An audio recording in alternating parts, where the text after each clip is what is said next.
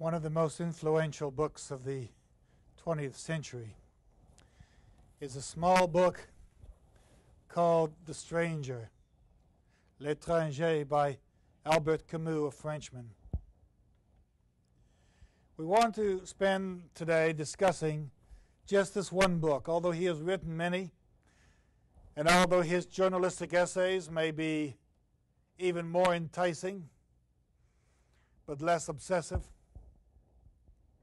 even though his political career may be a far more intriguing study, but perhaps not as intriguing as this book will ultimately show us. Let's spend a few moments looking at Camus' background, Camus' life, his productivity, and his ideas. And then we're going to have three members of the class give presentations on the first part of the Stranger in these first 75 minutes, and you'll hear another set of students deal with the trial and the traumas of reality at the end of the Stranger in the second half of the course. Camus was born in 1913 and died in 1960. And let's see what that looked like. He was born November 7th in Algeria. He was a Frenchman in an Algeria that was a French colony. We know a lot about the way the French treated their colonies. Albert Camus was one of those who later on sought independence. In 1934, he entertained his first marriage to Simonier. I'm not going to get into his early schooling at the lycée and his early training. We're just going to move on and look at some of his later works. It wasn't until 1939 that Camus actually visited France. So for the most part of his life, he was, certainly for 26 years, he was totally devoted to his life in Algeria and to his career as a journalist.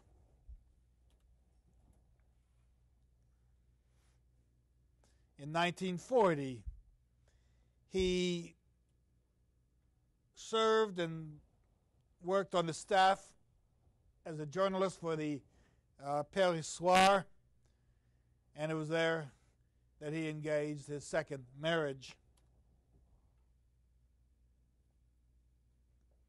In 1942, in a France occupied by the Nazis, Camus joined the resistance. And the resistance heard his voice throughout the remainder of the war. In 1957, he was awarded the Nobel Prize in Literature 3 years before his death.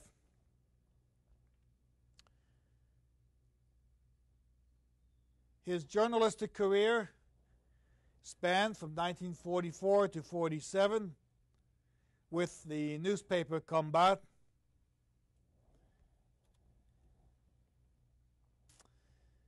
But in 1960, Camus' life was shortened in an auto crash in Villebleven, France.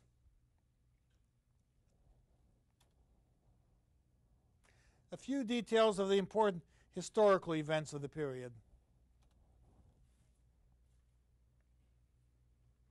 He was born in 1913. His father was killed at the Battle of the Marne in World War I, 1 year later.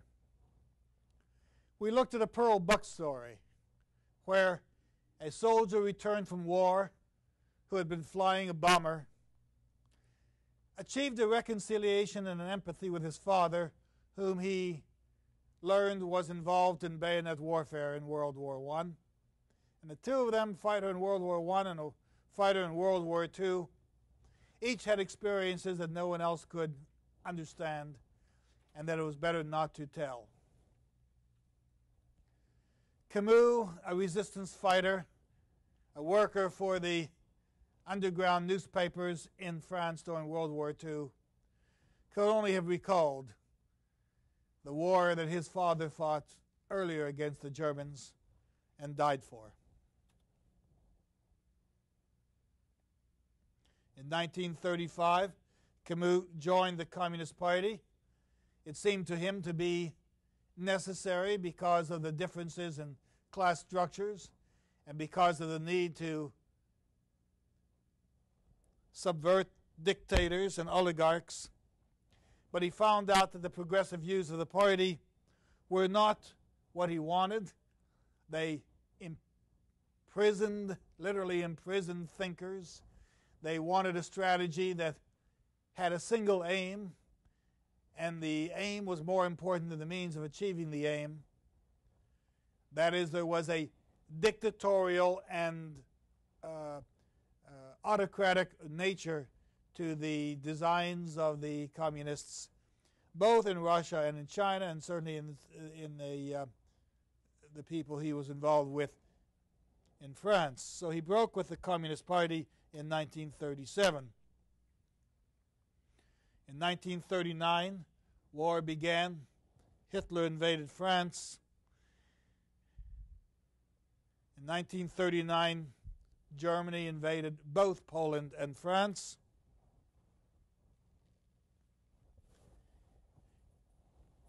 And if we want to look at the cosmic events that occurred during this period, we realize that in 1949, Enrico Fermi split the atom, and we are in the atomic age.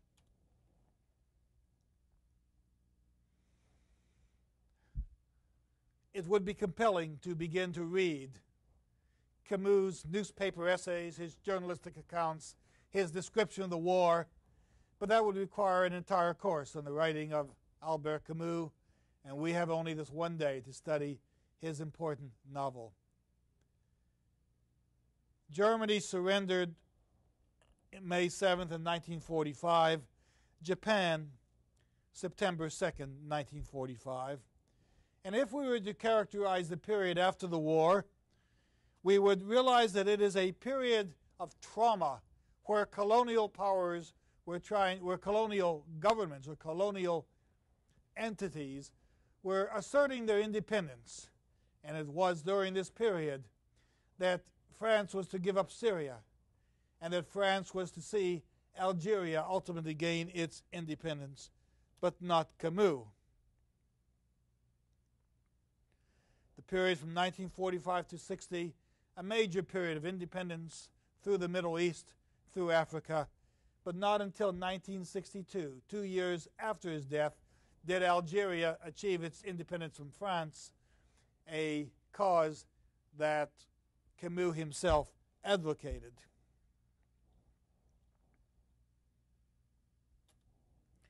Now, if we begin to study Camus, we look at him from a number of perspectives. He is an essayist. He is a journalist. He is a novelist. He is a playwright. And you can look at some of the works and see what he produced. The Stranger, he began writing in 1937. It came out in 1942, the work for which, among others, he won the Nobel Prize. But again, one of the most influential political works in the 20th century. Shortly after he wrote The Stranger, or published The Stranger, he produced another book called The Myth of Sisyphus, which describes his theory of the absurd And it really is an explanation of the circumstances that are described in The Stranger. In the second half of this course, we'll spend a few moments looking at some of the philosophy in the myth of Sisyphus, and also the philosophers who contributed to Camus' understanding of the nature of what we call the absurd, an understanding of how one lives in this incomprehensible, unpredictable, violet world. His play Caligula in 1944 describes the anarchy of autocrats and rulers. The plague in 1947 becomes a major study of how the world is affected by events and circumstances over which it has no control, events that it must deal with, that it must endure, circumstances that different individuals handle themselves uniquely and in their own way, independently of others and independent of a belief in God. And we might spend a few moments looking at the plague.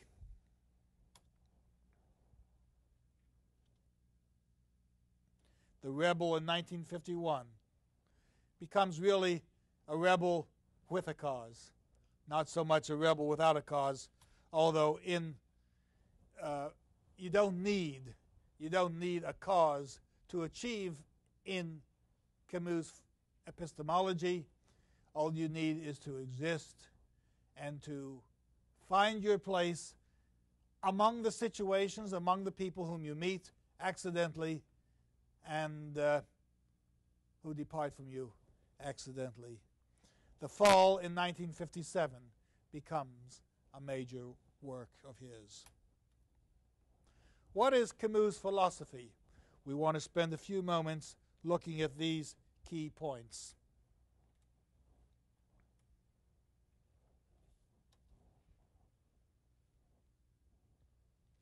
One, he asserts individual freedom of responsibility. Now, what does individual freedom mean? Individual freedom means that you have the right to act as you please. You have the right to assert your own personality. You have the right to engage the resources of your community and of your land. You have the right to involve yourself in any causes you choose to involve yourself in, and the right to stay out of any causes you choose to stay out of. But with this comes a responsibility. And it's not a responsibility that comes because you have studied overt codes that tell you how to behave. And it's not a responsibility that has been imposed on you by others. It's a moral and ethical responsibility that a person discovers within his own being to establish his own personality within the culture. Now, that individual freedom and the achievement of that freedom is an heroic posture, so that if, as we read The Stranger, we discover that someone is in fact achieving this freedom in a responsible manner, then of course he is a hero, a unique type of hero. We recognize that the individual is alienated from society. He is part of a culture, but he's not necessarily commandeered by that culture and not controlled by that culture and not defined, refined, or even structured by that culture. He has an obligation to his individual freedom. And to that extent, he's alienated from society, but not indifferent to culture. One of the salient effects, one of the contributions of Camus to philosophy is his belief that life can be lived without the belief in God. And this becomes of course, a very controversial stance, but it is a belief that suggests that man has his own independent will and he should not excuse his actions by addressing them to a higher being or by seeking to explain them inexplicable events by the actions of a higher being. And finally, there's an age of relativity we're in, where Camus says that life can be lived without absolute moral standards. Who sets the morals? Who sets the standards? How one discovers moral standards without the establishment of standards, how one achieves a premise of ethical behavior without some social premise, is one of the dialectical problems, or one of the problems in the dialectical discussion of Camus' works. Well, it's time now to move into the novel and see how this novel perhaps helps understand Camus, explain Camus, illustrate Camus, and demonstrate to us why Camus won the Nobel Prize in Literature.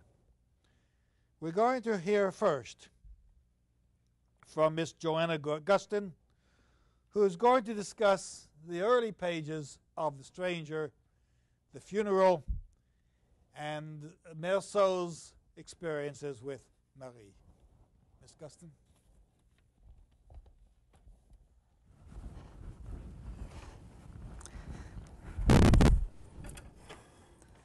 Thank you.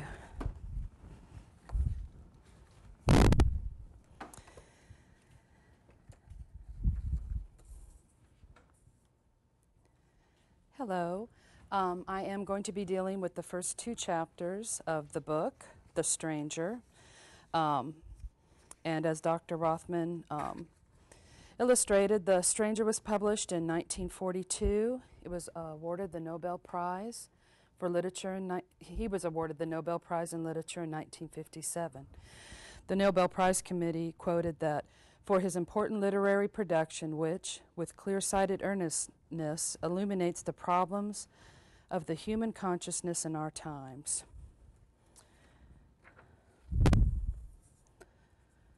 Okay. I'd like to show you just a brief little map here of Algeria and Algiers, where Camus was born. It borders the Mediterranean Sea, and it's on the northern coast of the country. Algeria has ethnic and cultural diversity, which is displayed by its Arab, Berber, French, and Jewish populations. Algeria presents a wide range of social contrasts, from the cosmopolitan cities of the north to the nomadic lands of the Sahara. In 1930, France invaded and gained control of northern Algeria, and by 1914 they controlled all of what is known now as Algeria. During World War II, from 1939 to 1945, Algeria became a battleground when France surrendered to Germany. The newly formed Vichy government ruled Algeria until 1942, until British and American allies invaded with 400,000 troops. And with the Battle of El Amin, the Allies put Nazi commander Rommel, the Desert Fox, on the run. After the war, Algeria was returned to France. The imposition of French rule, however, subjugated Algeria politically, economically, and socially. This oppressive colonialism provoked the 8-year War of Liberation, which gave Algeria its independence in 1962.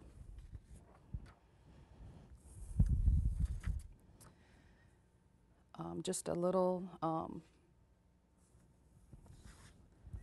piece here on Albert Camus' chronology. The only thing that we didn't see in Dr. Rothman's presentation that I found a lot of authors to note was that he was treated in 1930 for tuberculosis, and just like any writer, anything that goes on in their life tends to contribute to their work, as well as all of his work in the French Resistance.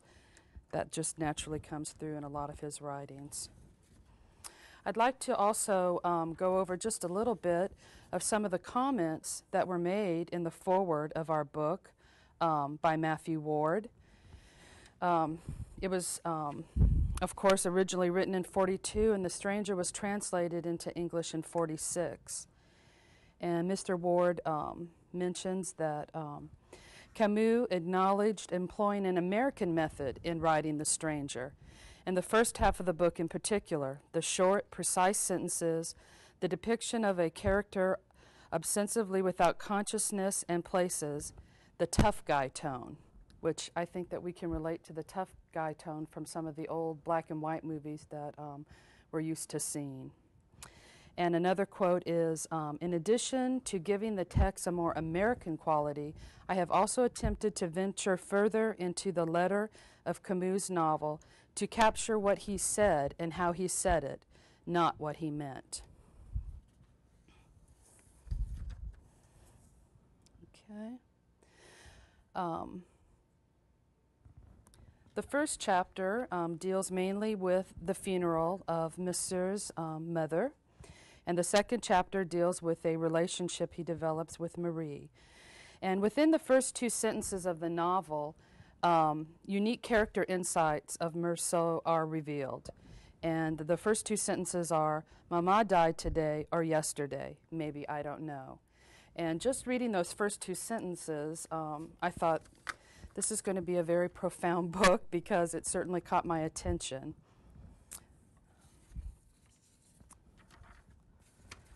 Okay. This novel is a first-person narration by Monsieur Meursault. His first name is never given in the novel, which leads to a detachment or separateness from his character. Meursault lives in the city of Algiers. And here's an actual photo from Algiers, if you can see it. My room looks out over the main street in the neighborhood, which is a quote found on page 21. When he gets the telegram from the home that his mother has died, he seems more concerned with the upsetness of his boss and having to take off from work. Meursault says on page 3, I asked my boss for 2 days off, and there is no way he is going to refuse me with an excuse like that. But he wasn't too happy about it. I even said, it's not my fault. He didn't say anything. Then I thought I shouldn't have said that. After all, I didn't have anything to apologize for. Here we see a measure of guilt, even though the emotional elements are not expressed by Meursault himself. Meursault seems hassled by the break in his routine and having to leave for his mother's funeral.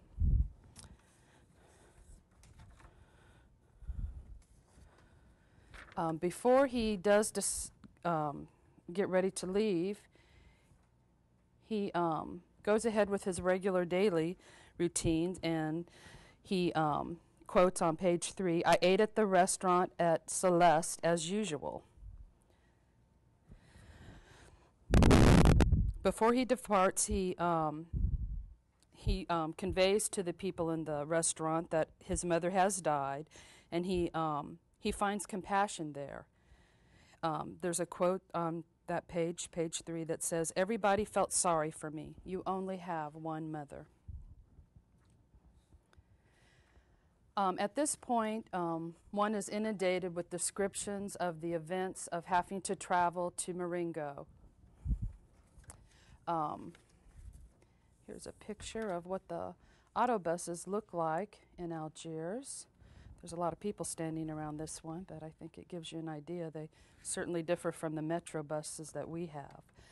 And this is a more modern version, so you'll just have to use some creativity. But I ran so as not to miss the bus. It was probably because of all the rushing around, and on top of that, the bumpy ride, the smell of gasoline, and the glare of the street and the road, that I dozed off. There is no emotional loss expressed at this time, only the detachment of details and events. We don't know the length of the time that Madame Meursault stayed in the old people's home, but according to the World Health Organization, the average stay is 456 days in a full care facility or rest home. And from a text titled Community Health, I found this quote, which I thought gave kind of an American interpretation of how we feel about rest homes. And it said that Americans regard long-term institutionalization as a last resort and usually approach it with a varying degree of apprehension, guilt, and revulsion. So as we're reading this book, our own prejudice are also making their way through the character that we find in Meursault, and we formulate our ideas of what type of a man he is at this particular point.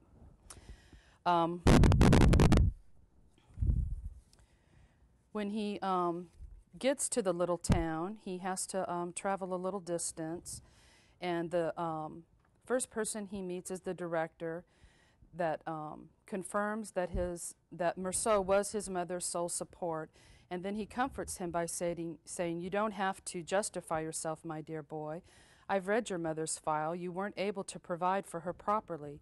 You needed someone to look after her. You earn only a small salary."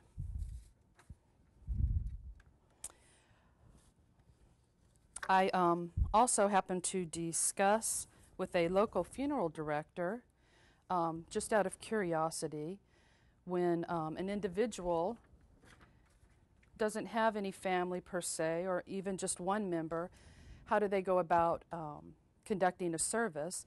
And I was told that regardless of the amount of people, whether it's 1 or 100, they always will conduct a service for any family member. And I also spoke with a facilitator at a Westchester nursing home in Alvin, and she told me that when there is nobody who's able to financially support an individual who needs home, or who needs services like a rest home provides, that Adult Protective Services will provide that.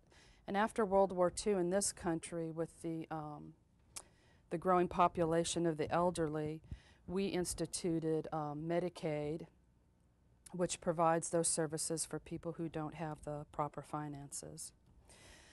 The story now at this point takes us to the little mortuary and the start of the vigil. And here on page 5, they say that we've moved her to our little mortuary.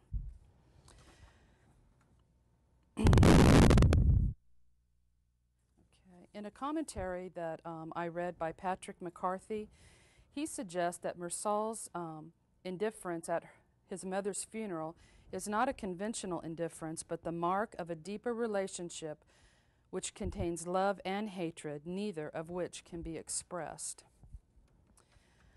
Meursault's indifference to his mother are simple truths, such as not knowing her friends, her companions Thomas Perez, or her desire for a religious burial. The vigil itself is full of imagery.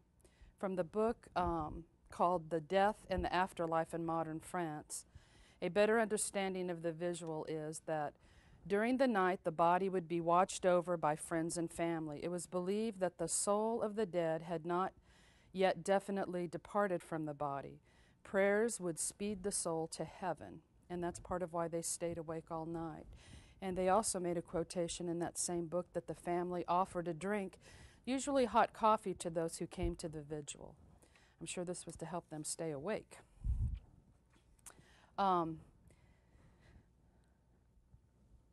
In the morning, the body is placed on a horse-drawn hearse. And here's a picture of one from one of our local cemeteries, Memorial Hills, just to give you an idea if you haven't ever seen one. On page 14 it says, "Outside the gate stood the hearse, varnished, glossy, and oblong. It reminded me of a pencil box." The procession of the funeral involves a lot of symmetry, a lot of symbol through his depiction of the sun, the wind, the smell of the salt from the sea, and the fresh smell of earth. All of these are emotions of the funeral, of Mama, of life, and of death, of what has purpose to Meursault, his existence. It's his observations, and they tell a story within a story.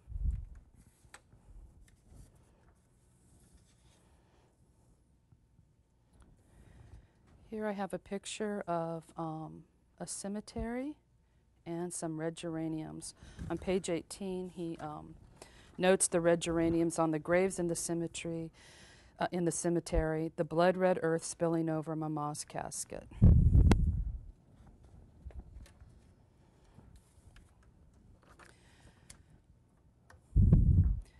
And the last thing I'd like to share with you is a quote that I found, which I thought pertained to the personality of Meursault, and that is, if something remains sacred, for the believer as well as the unbeliever, it is the last moments, the will, the solemn farewells, the funeral, the tomb. And I think that's pertinent because even though Meursault may have not believed in God and didn't understand his mother's new interest in religion, he still had respect for her. Even though we think of him as a distant and uncaring person, he does observe the rites or rituals of the funeral, and he does participate in them.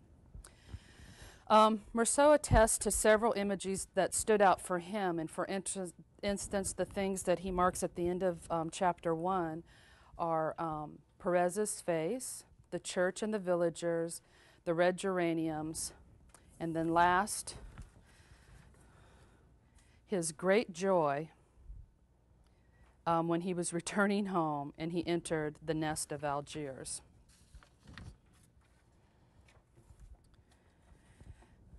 In chapter 2, the two things that are dealt with are the beach and Marie. With Saturday and Sunday to occupy himself with, Meursault decides to go for a swim. He quotes on page 19, "While I was shaving, I wondered what I was going to do and decided to go for a swim. I caught the streetcar to go to the public beach down at the harbor." When he goes to the beach, he encounters Marie, a former co-worker. It is within the relationship with Marie that Meursault appears to present a solution to his mother's death.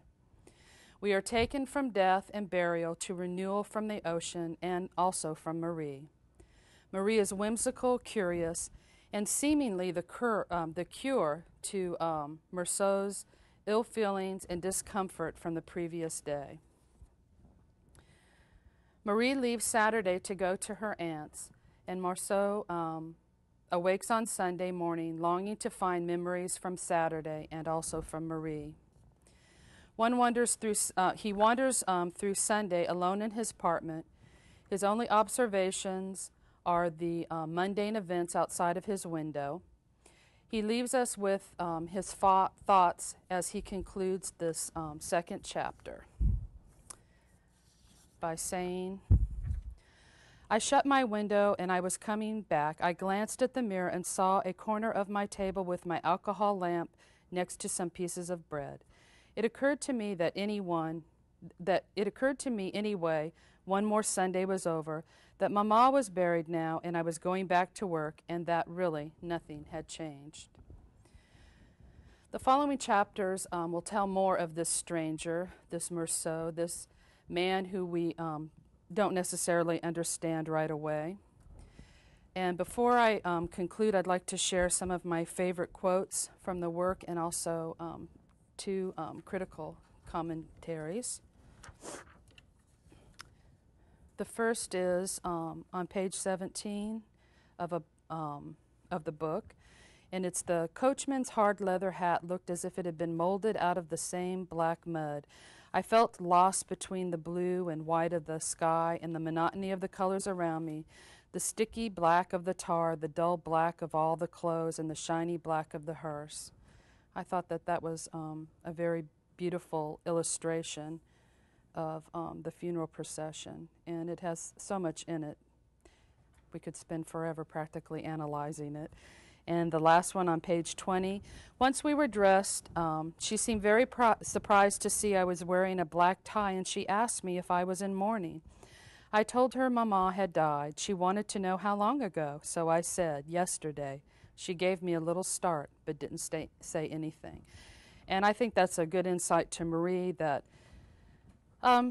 she's seemingly as shallow as he is at this point, and neither one of the events of his mother dying or their meeting on the beach the next day seems to do too much for either one of them. I have a critical examination here that is from David Spritzen, and it's, is not this Morceau a stranger to our normal feelings and expectations? We sense a distance. Not that he seeks to scandalize or offend, far from it. He is rather quite unassuming, almost shy. He wants neither to offend nor to be hated. And the last one is from Vivian L. Davis. And she says, for Camus, man learns to live by being always conscious of the absurdity within himself and his world, and by being always committed to rebel against that absurdity. And that is the end of my presentation.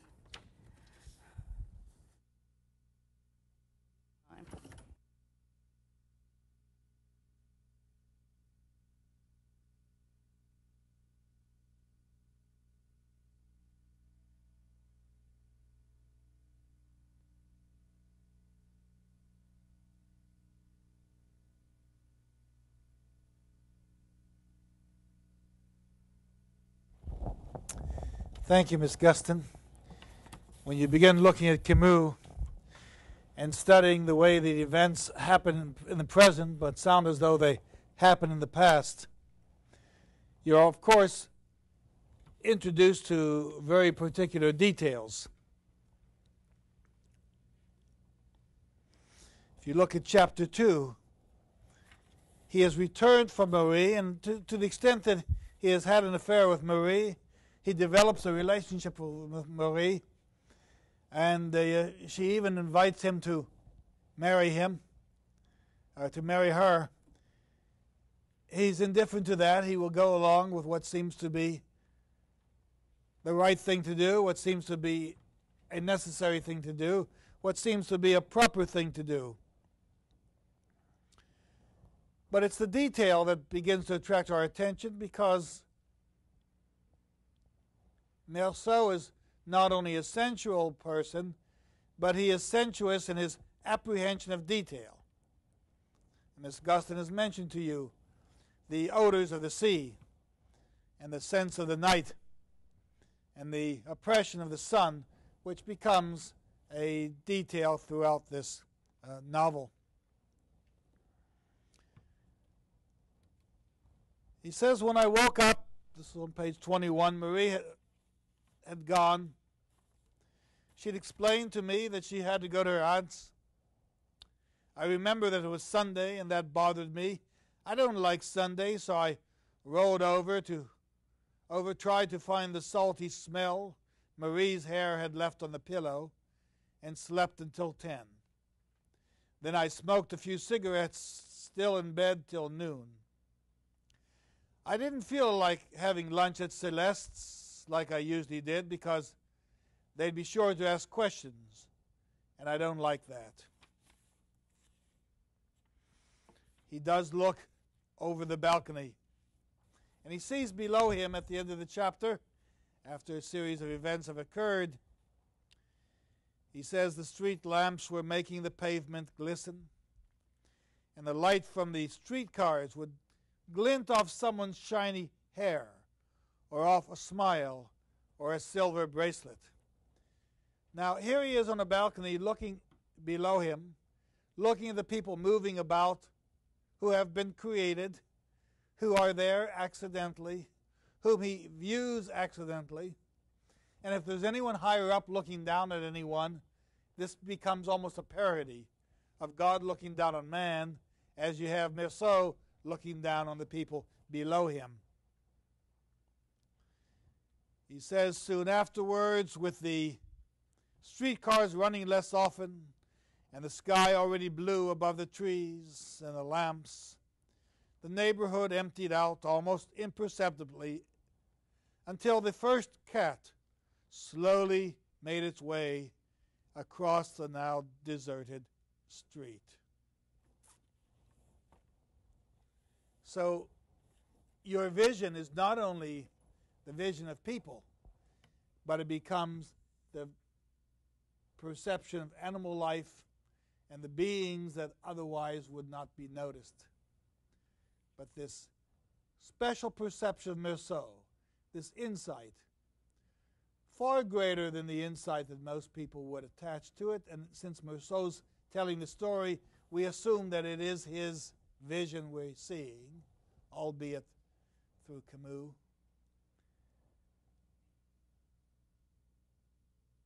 We discover that life is a series of circumstances one attaches oneself to accidentally, without being imposed upon, with attitudes shaped,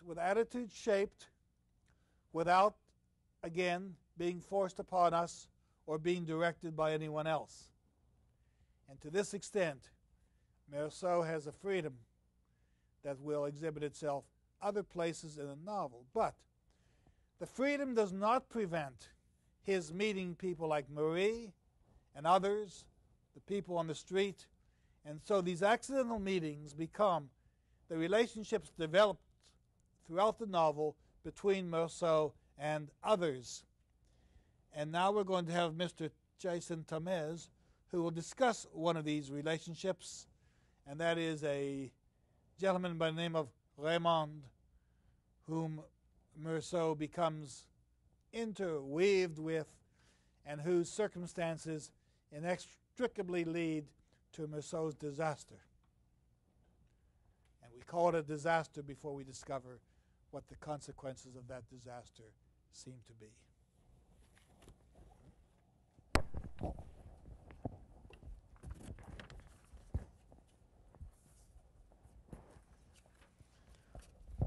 As Dr. Rothman said, I will be talking about the character of Raymond Sintes. Before I get into his character, I want to say something a little bit about the historical aspect of Camus' life.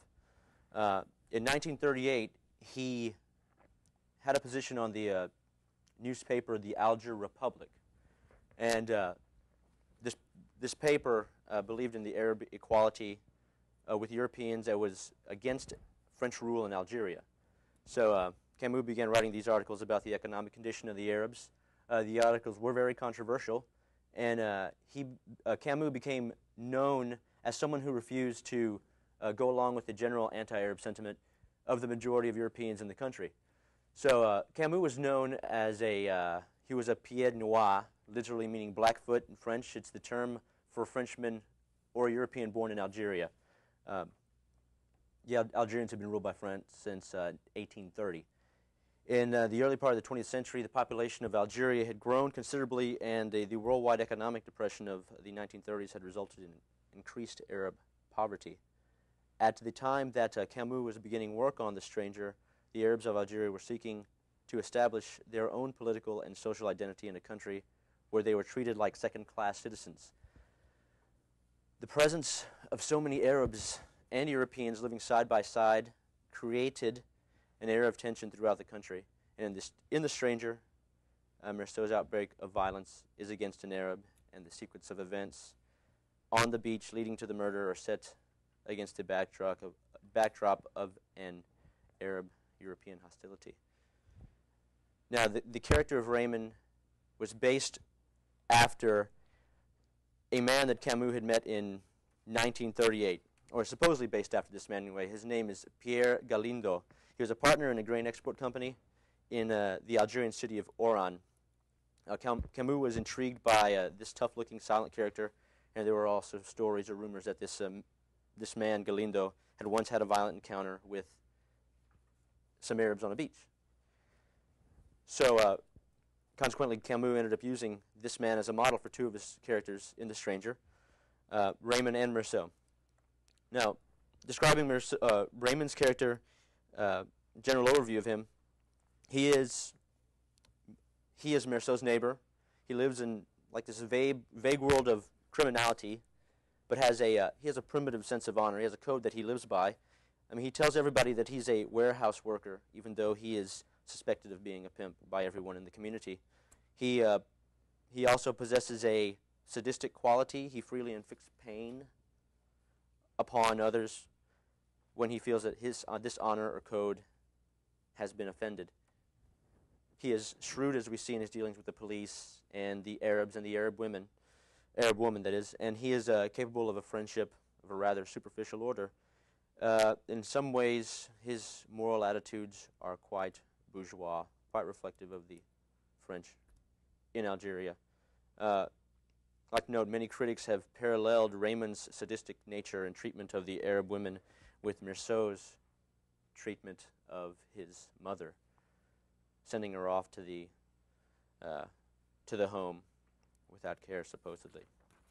Now, a brief plot summary of where Raymond is involved in the novel. We, of course, see him the following evening after the Sunday that he has been looking down upon the street and making his observations about the community.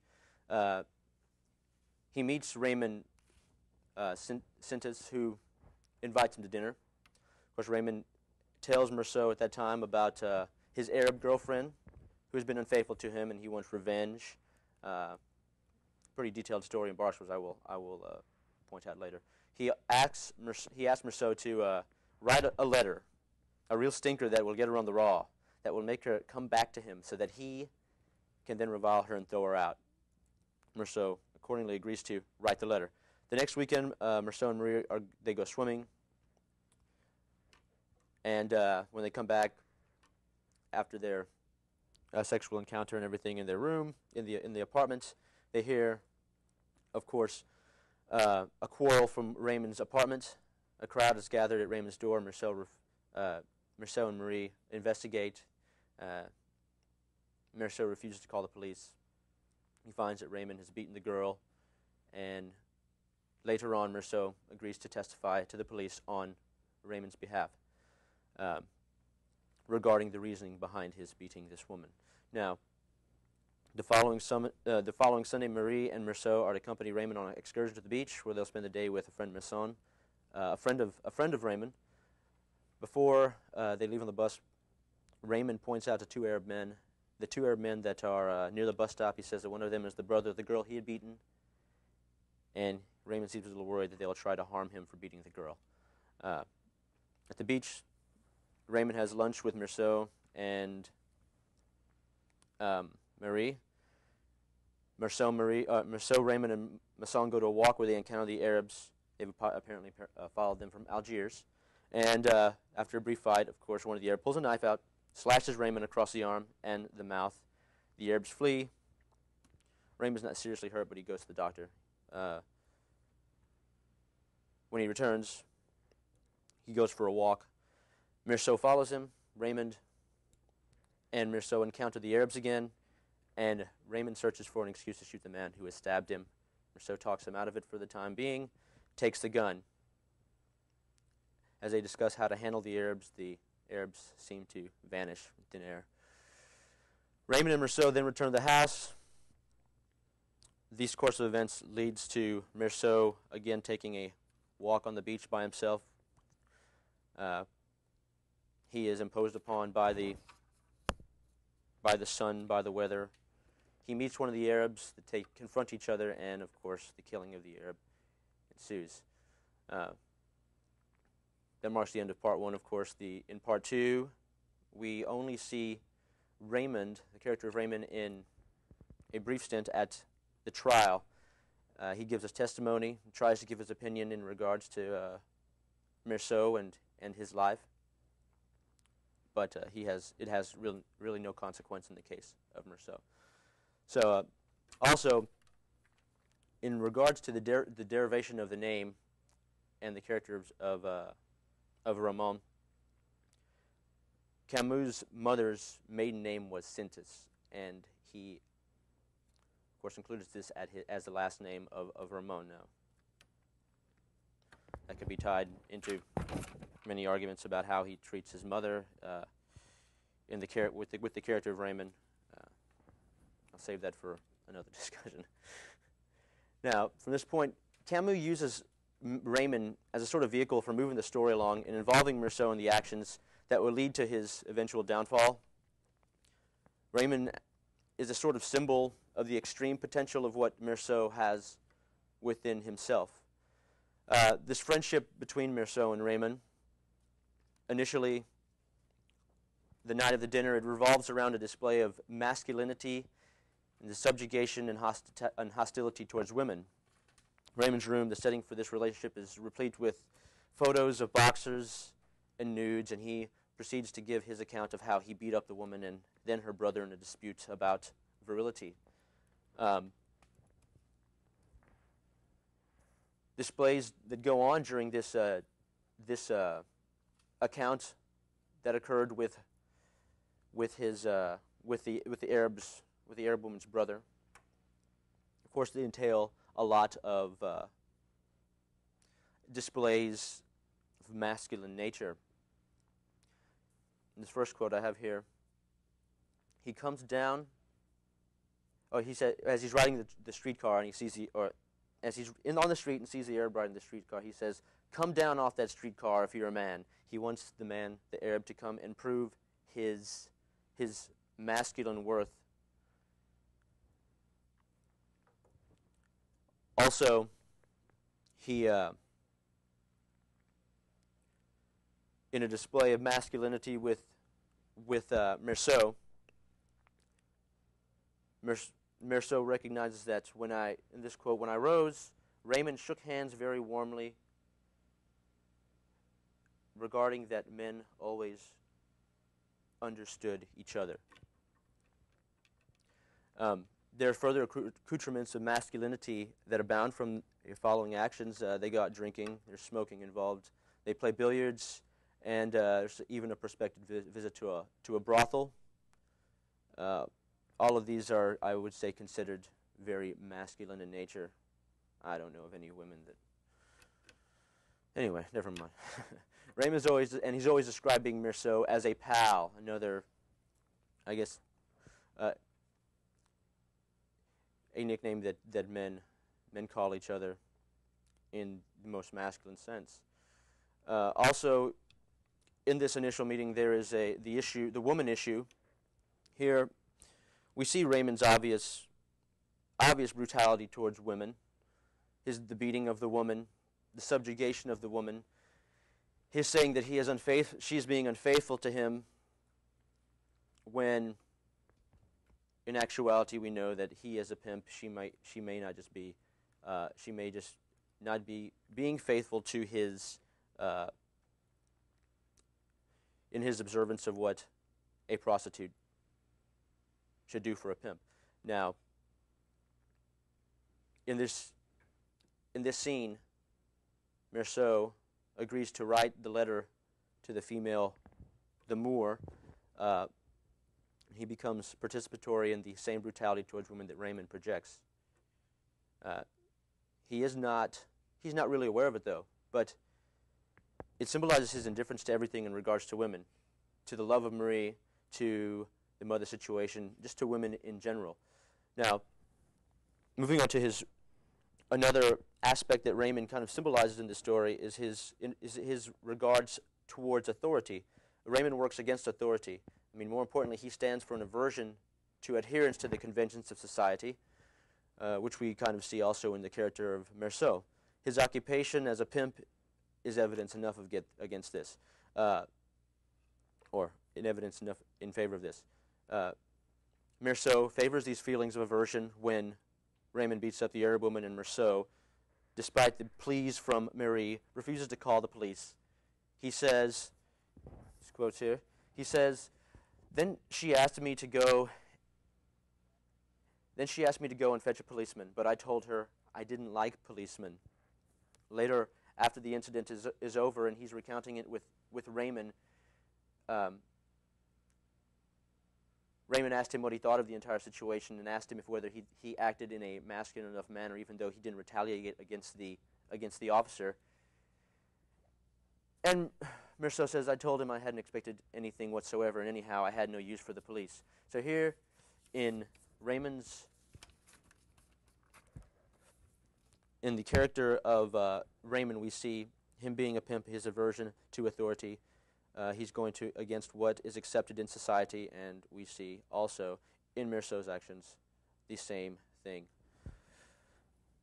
There's also involving the kind of historical perspective I said at first, the tensions that are existing between the French and the Algerians, or the French Algerians and the Arabs in the country. Now, Meursault is he's often been analyzed as being kind of caught in the middle, as a French Algerian middle class citizen, caught in the middle between this ruling class and in the ruling class that tends to identify with mainland France and rather than the indigenous Arabic community. So Raymond is a farcical representation of this bourgeois mentality that seems to reign over the country, and he's used to display this oppressive political dimension regarding the absurdity of the way in which the European Algerian treats the Arab. In actuality, I mean, we see the subjugation of the Arabs by Raymond. We see this is very ironic because Raymond himself is not really any better than the Arabs. We see him constantly using, or at least in the translation, he is using a lot of slang. He himself is not any better than any of these Arabs ever are or ever have been.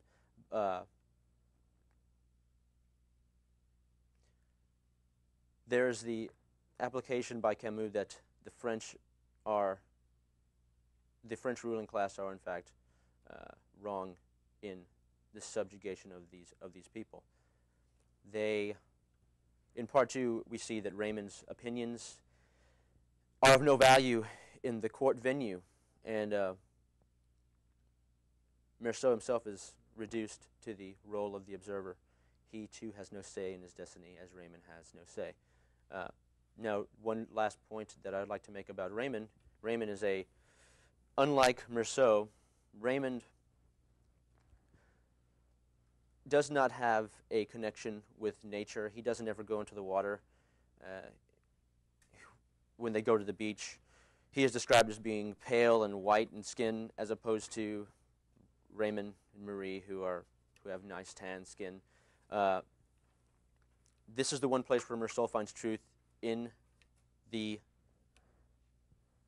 finds his truth in nature. He bonds with the universe and finds some sort of escape from those values that society is trying to impose upon him. But as he becomes more and more involved with Raymond, he loses this relationship with nature. This is his only stabilizing quality, or the only stabilizing aspect in his life that we see in consistency anyway in this novel. As he walks down the beach, the weather, the nature, they become a burden, and as a result, he kills the Arab. Now, you pose the question why Meursault would ever involve himself with this character. In my estimation, Raymond and Meursault are almost one and the same. They are symbols of the dichotomy and duality of life and decisions that we must make every day in adhering or not adhering to the conventions put before us. The gun that he uses to kill the Arab is not only representative of the physical gun belonging to Raymond, but it is a metaphor intensifying the ability for destruction within every individual. Now, the conclusion of this, regardless of whether we view the character of Raymond from this psychoanalytic or post-colonial or a new historical perspective, he establishes himself as the catalyst for the eventual demises of Meursault. Raymond is one of, if not the major forces that drives Meursault from his indifferent state of internal existence into a world of externalities. It's a world filled with consequence and responsibility. Because of Raymond, we see Meursault in conflict with his natural state and conflict with nature itself. It's a facet of life that he often engages in, as the Victorian author Walter Pater would say, as a means of getting as many pulsations as possible out of a given time, and simply for the moment's sake. But it is also through this character of Raymond that we see, if not Camus' views, we see at least Meursault's views regarding women, masculinity, and the nonsensical subjugation of the Arabs in Algeria. Now, Raymond is a symbol of the absurdity of social hierarchy, especially since, in Camus' assessment, the same death inevitably awaits each and every one of us. The omnipotence of the universe is unforgiving in its unbiased treatment of our destinies and its complete objectivity toward all of humanity. In this absurd nature, Raymond represents the power of an individual with an investment in some sort of code, whether it be moral or immoral, to impose himself upon those that lack direction and conviction, which is the case of Meursault. Without Raymond in this novel, it wouldn't exist in the form that it does. And without him or his situation, the heir may have never been killed. Meursault may have simply continued to exist in the unrealizing, detached state that he is in, and we may never have had the privilege of experiencing Camus' views on the human condition and its cosmic relevance or irrelevance, whichever you choose to subscribe. Thank you very much.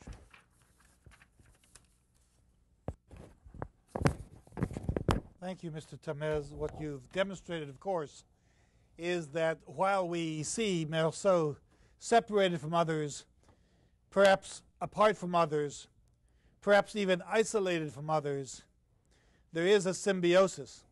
And once he associates with others, they become part of the matrix of his existence, his mobility, even his motivation, and certainly his consequences. Miss Wright is now going to discuss another one, a rather unusual companion, friend of Meursault's, and that is the old man Salamano, who himself has an unusual relationship with his cur, with his dog, with his mangy dog. That's right. Actually, I think mangy mutt would be more the word. As Dr. Rothman has said, I'm going to be speaking about Salamano and his dog. Actually, it is really fascinating the way that Camus does not clearly characterize his main character, but develops the almost incidental characters into great complexity. The character of Salamano and his dog,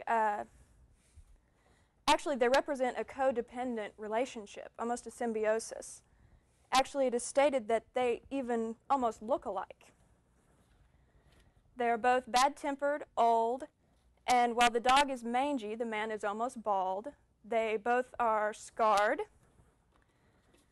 and scabby, kind of ugly. And while there is a great hatred in Salamano for the dog, when the dog becomes lost, he becomes extremely confused, almost like a child with no one to guide him. One quote about how the owner and the dog begin to look alike is, he says, "The two of them have been inseparable for 8 years. The spaniel has a skin disease, mange, I think, which makes almost all of its hair fall out and leaves it covered with brown sores and scabs. After living together for so long, the two of them alone in one tiny room, they've ended up looking like each other. Old Salamano has reddish scabs on his face and wispy yellow hair. As for the dog, he's sort of taken on his master's stooped look, muzzle down, neck straining. They look as if they belong to the same species, and yet they hate each other." The old man walks his dog every day, and it's pretty much the same routine. The dog drags him, he beats the dog, he drags the dog drags him again, he beats the dog. It's really the main importance of these characters was that Meursault was separated from his community. I mean, he was a very isolated man. Yet when Salamano loses his dog and becomes very, very bewildered and needs someone to turn to, he turns to Meursault, which seems kind of strange to turn to someone who seems so cold. Yet whenever he cannot find his dog, Meursault tells him to go to the pound. And he asks him, he says, without looking up at me, he asked, "They're not going to take him away from me, are they? They're going to give him back to me. Otherwise, what's going to happen to me?" And this was strange because Salamano has stated over and over that he hates this dog. And when asked, he just answers, "He's always there. I hate him because he is always there." But when he is not there, he doesn't know how to act any longer. And also there is a parallel drawn between the dog and Salamano's wife. because Salamano had purchased the dog shortly after his wife died, and it is stated about both the dog and the wife that he didn't really love either one of them. He had just become comfortable with them. So, I'm going to have to cut this short. The symbiotic relationship is kind of a codependency type thing in the psychoanalytic view, because psychoanalytically you find codependency in many abusive relationships. Women who are abused by men find that they cannot leave the man because they don't know what they would do. And also, the man who would abuse a woman, if left, is broken. He no longer has his power. He loses his masculinity. The case between Salamano and his dog are somewhat the same, because he does abuse the animal, and the animal fears him, but when Salamano loses the dog, he loses his power, he loses his masculinity, he no longer has someone to rule. So he becomes somewhat childlike at that point. Even in his statement to the court whenever defending Marceau during the trial, it says, "Hardly anyone listened to him either when he recalled how I had been good to his dog, and when he answered a question about my mother and me by saying that I had run out of things to say to Maman, and that was why I'd put her in the home."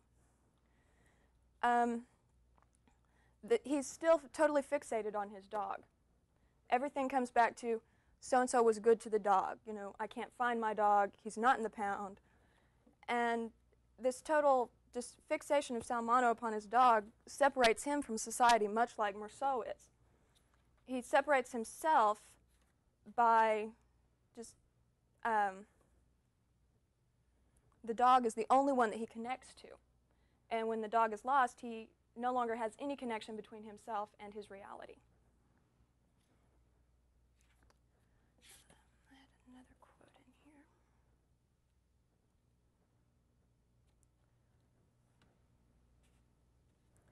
And when he does lose his dog, someone suggests, well, why don't you just go get another dog? And just like the abusive man in a relationship, he can't just go out and get another woman. It's the codependency. Once you become codependent on someone, you cannot live without that person.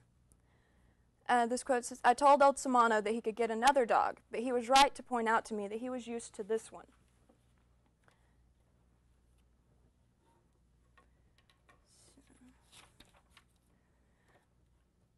And Salamano's disbelief when the dog runs away. He didn't really lose the dog kind of escaped from him. Also shows that he was extremely dependent on this animal. It says, "I took him to the parade ground like always. There were lots of people around the booths at the fair. I stopped to watch the king of the escape artists, and when I was ready to go, he wasn't there." The fact that he was watching the king of the escape artists is kind of a funny irony, because while he's watching a play about escape artists, his dog manages to get out of his collar and disappear. And then he seems to be somewhat blaming himself. He says, "I've been meaning to get him a smaller collar for a long time, but I never thought the bastard would take off like that." So he thinks just because he is so dependent on this animal, that the animal feels the same towards him, and that even through his fear, he is not going to try to escape him. So while you only meet Salamano in like 2 or 3 very short passages in this book, he is a very complex character, very well developed. And Camus has a very good gift for that. There are several. The old man at the first, who was friends with his mother, is also very complex and very well characterized for such a short passage on that character. Pretty much it.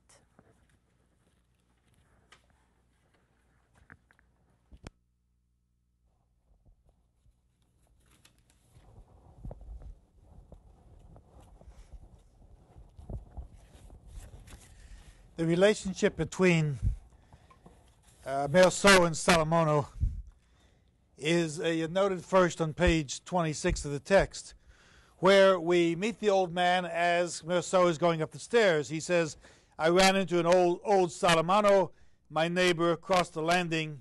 He was with his dog. The two of them have been inseparable for 8 years. The spaniel has skin disease, mange.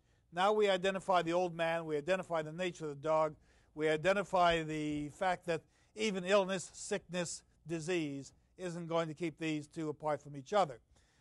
As the novel progresses, of course, we find them in this relationship, as Ms. Wright has explained, where they become somewhat abusive, where certainly Salamano is abusive, but when the dog is lost, he can't do without him. And the poignant expression of Salamano, Meursault identifies, and of course to realize that Meursault is capable of identifying this poignancy, is capable of identifying this empathy, and understands the relationships that develop between individuals, is mindful later on, or is important later on, in his furious speech against the priest. Now, when you turn to the end of the novel, you realize, of course, that Meursault has been convicted of murder. It's somewhat unusual. Why would you convict a person of murder who is defending himself? After all, the Arab had a knife in his hand when he stood up. Meursault fired at him, but then fired multiple times, and one doesn't have to kill a person more than once. Sympathy turned against Meursault, who otherwise could have gotten off on self-defense, we would imagine, had the novel been plotted that way. But so many antipathies had developed against Meursault and were expressed in the courtroom in terms of his coldness, his indifference, his independence, that he is that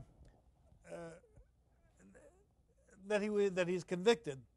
Now, the priest approaches him at the end and says to him, "My son, you have no way of knowing what the future will be. You must recognize your destiny, which is a religious destiny." He says, "I am on your side," says the priest, "but you have no way of knowing it." At this point, for the first time in the novel, Meursault blows up. Here is someone trying to impose his faith. And of course, he's trying to impose his faith on Meursault because Meursault casts doubts on ideas. After all, at one point in the novel, a character says to Meursault, "You must confess. You cast doubts on my faith if someone can go to his death without confession. If there are people who don't believe what I believe, then maybe what I believe has to be questioned." And of course, this becomes intolerable in an age and in a society and in a circumstance where you're advocating independent freedom and independent democratic thought. Says Meursault, "I don't know why something inside me snapped. I started yelling at the top of my lungs, and I insulted him and told him not to waste his prayers on me. I grabbed him by the collar of his cassock. I was pouring out on him everything that was in my heart." And then he goes on to describe in pages 121 of your text, he goes on to describe all those absurdities of life. He says, "Throughout the whole absurd life I'd lived, a dark wind had been rising toward me from somewhere deep in my future, across years that were still to come. And as it passed, this wind leveled whatever was offered to me at the time." That is, experience provides surprises, and you must overcome them. At this point, he brings in Salamano, as Miss Wright has mentioned. He says, what would it matter if he were accused of murder and then executed because he didn't cry at his mother's funeral? That's just a phenomenon. Salamano's dog was worth just as much as his wife. If I do something, if Salamano does something, if Salamone's attitude toward his dog is the same as toward his wife, what is the impression? The impression is compatibility. The impression is empathy. The impression is compassion. The impression is a symbiosis of existence that shows people in relationship to each other, which can, of course, be accidental.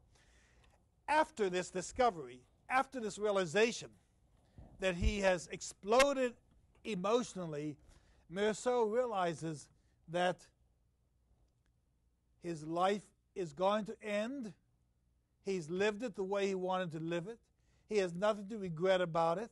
Most people will live their lives in this manner. But then, remarkably, he goes back to his mother and he says, I understand. I understand now why she took a fiancé in her late years. Because she was happy with the life she had led, and now she was ready to begin again. There was another life, another experience. Nothing was going to prohibit her from enjoying the company of men as she had once enjoyed the company of men.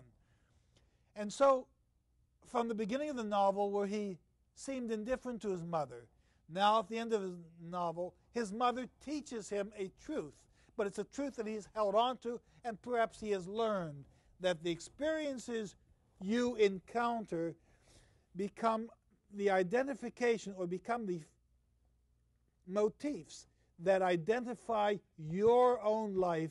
And once you are free to understand your life, you are a new type of hero. You are a democratic hero, and you are your own person.